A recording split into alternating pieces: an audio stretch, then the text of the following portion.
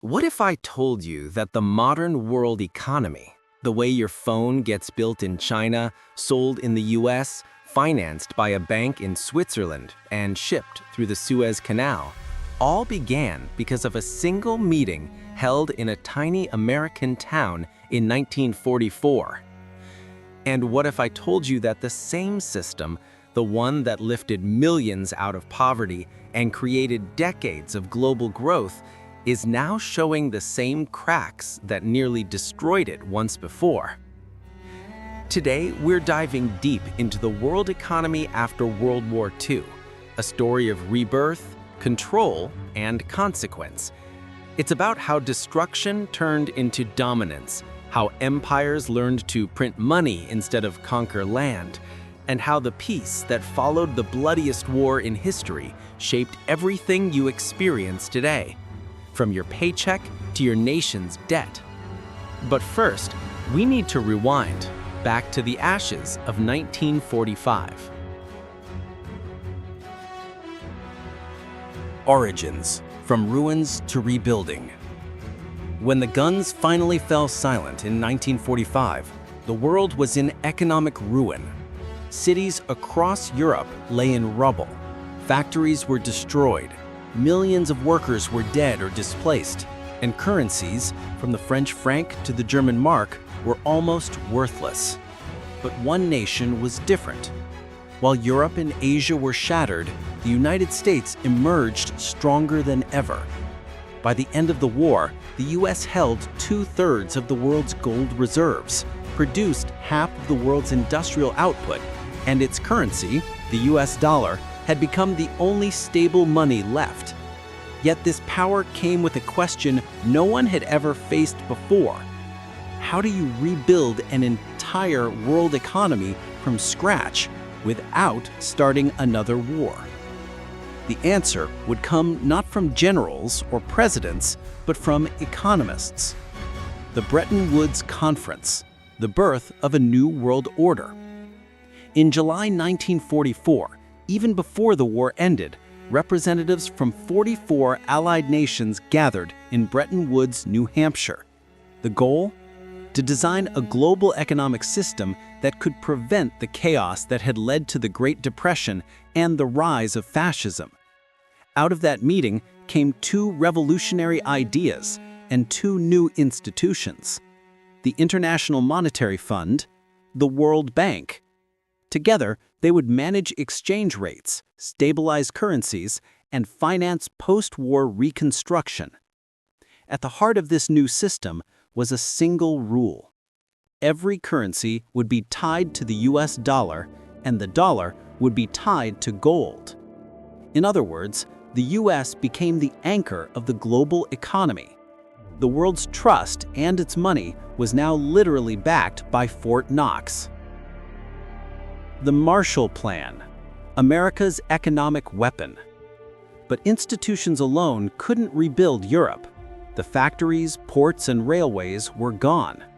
That's when America launched what became one of the greatest economic recovery programs in history, the Marshall Plan. Between 1948 and 1952, the United States sent over $13 billion.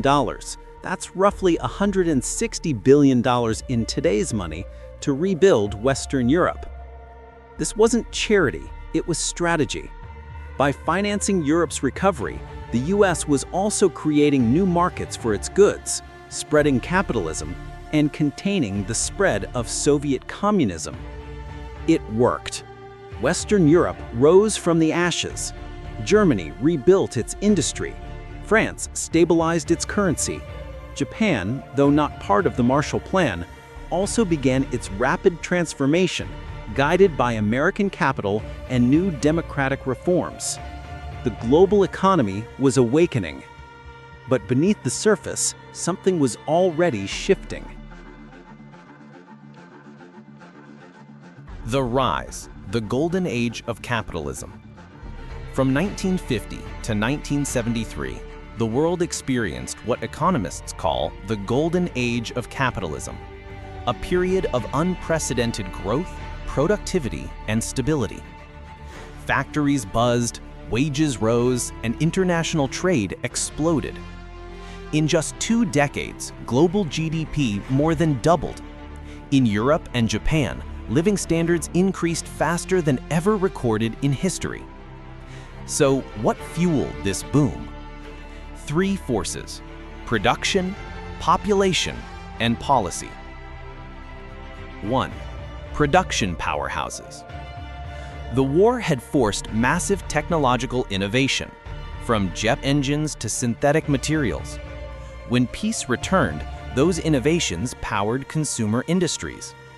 Cars, televisions, and household appliances became symbols of prosperity. Countries rebuilt not just their infrastructure, but their identity through production. 2. Population boom. The post-war baby boom created both demand and labor. More workers meant more production. More families meant more consumption. 3. Policy and stability. Because currencies were tied to the dollar and the dollar was tied to gold, exchange rates remained stable. Trade agreements like GATT, the Aggregate Agreement on Tariffs and Trade, reduced global trade barriers. The IMF provided emergency loans, the World Bank financed projects, and the US dollar became the lifeblood of world commerce. It seemed perfect, but hidden in the design was a fatal flaw, one that no one wanted to confront. The cracks begin to show.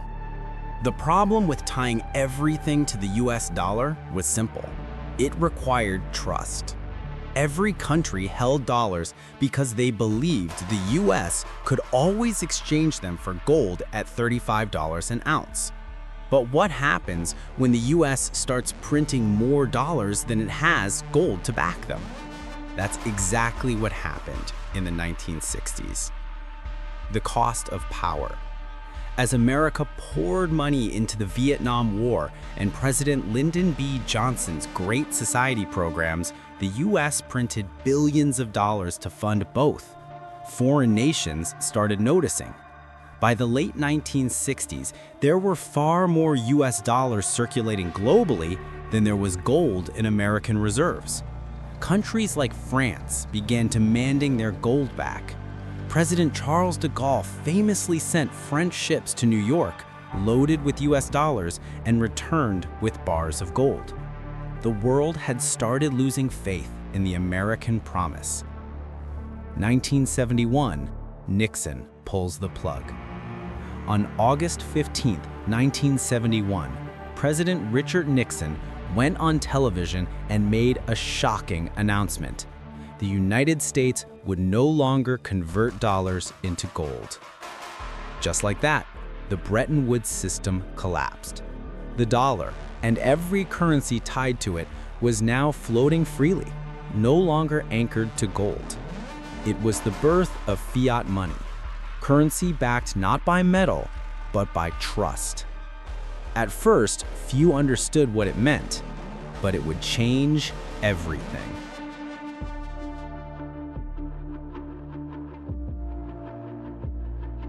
The fallout: inflation, oil, and global shift.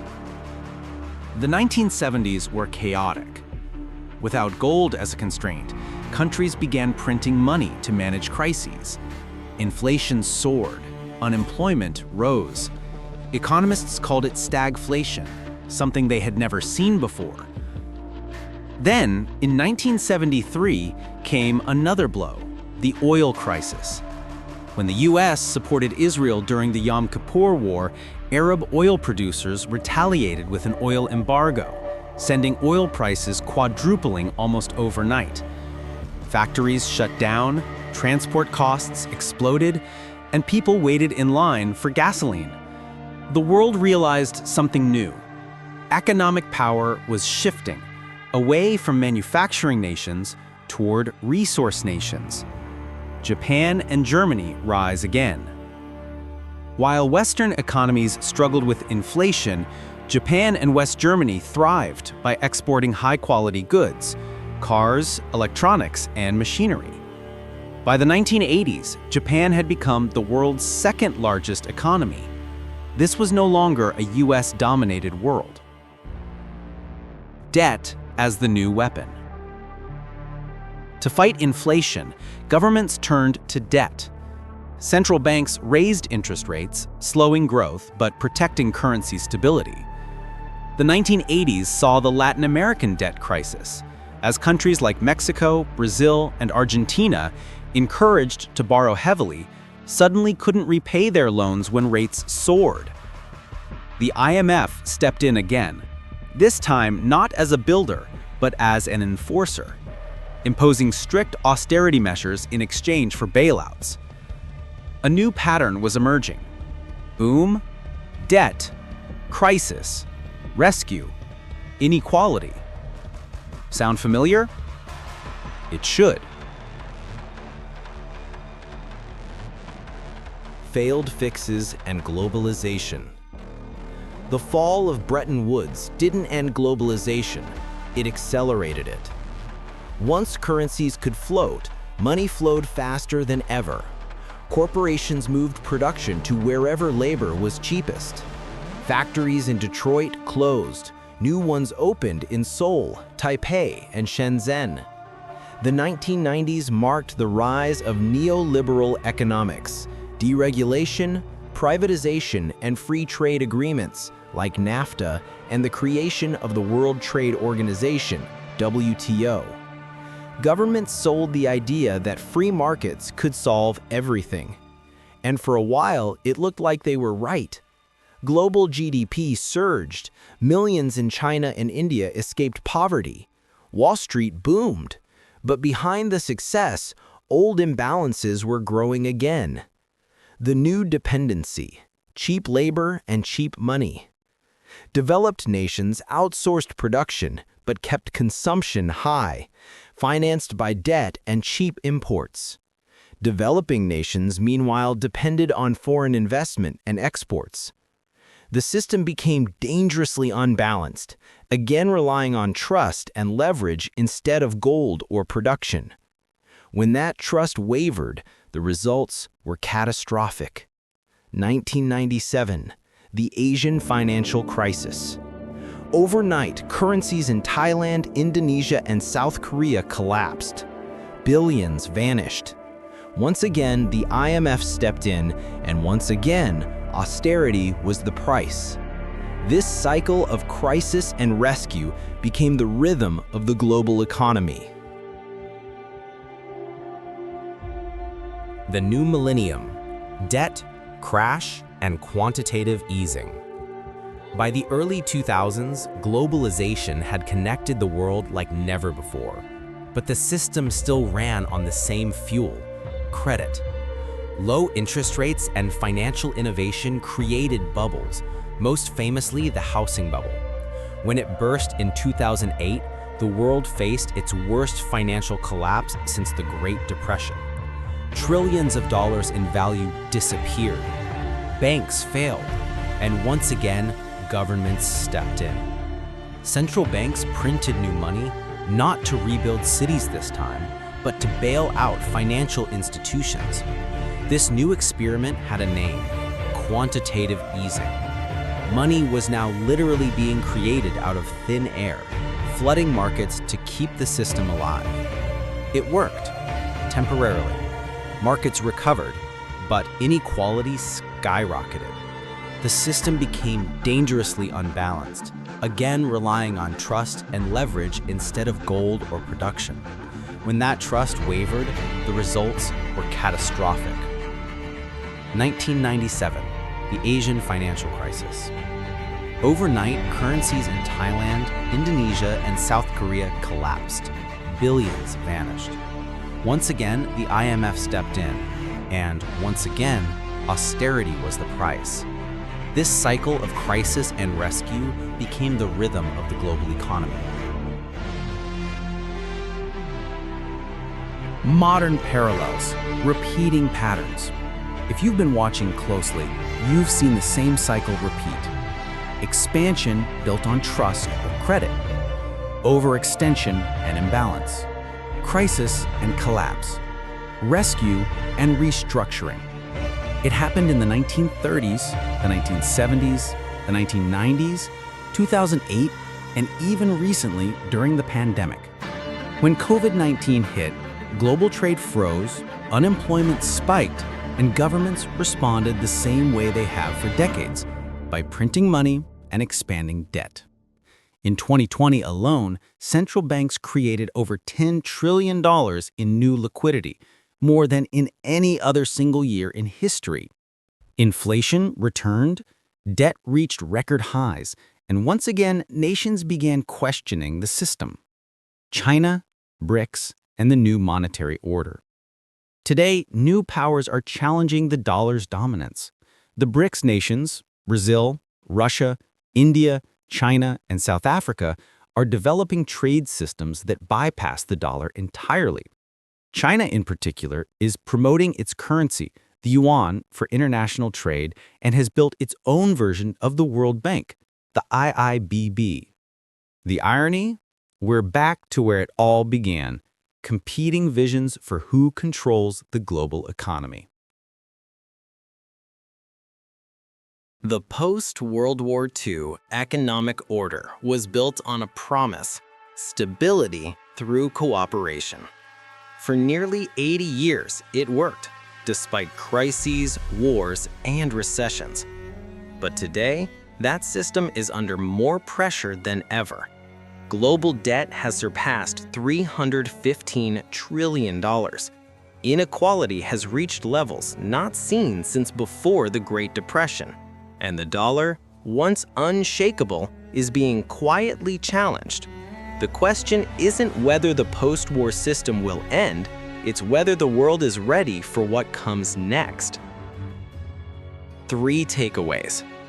1. Every economic order is born from crisis. Bretton Woods emerged from the destruction of World War II. Whatever replaces it will likely emerge from the crises we're living through now. 2. Power follows control of currency. From gold to dollars, from dollars to debt, money isn't just an economic tool, it's a political weapon. 3. History doesn't repeat, but it rhymes. The same cycle, trust, leverage, collapse, keeps returning. Each time with new technology, but the same human flaws. Final thought. So the next time you tap your card, transfer crypto, or hear about inflation, remember, you're part of a system that was born not from peace, but from the ruins of war. A system that promised stability and delivered both prosperity and vulnerability. And as nations race to define the next era of money, whether it's digital dollars, crypto, or something entirely new, one question remains unanswered. Can humanity finally build an economy that doesn't need a crisis to reinvent itself? China, in particular, is promoting its currency, the yuan, for international trade, and has built its own version of the World Bank, the Asian Infrastructure Investment Bank. The irony? We're back to where it all began, competing visions for who controls the global economy. If you found this story eye-opening, don't let it stop here. Subscribe for more deep dives into how history, economics, and power shape the world we live in.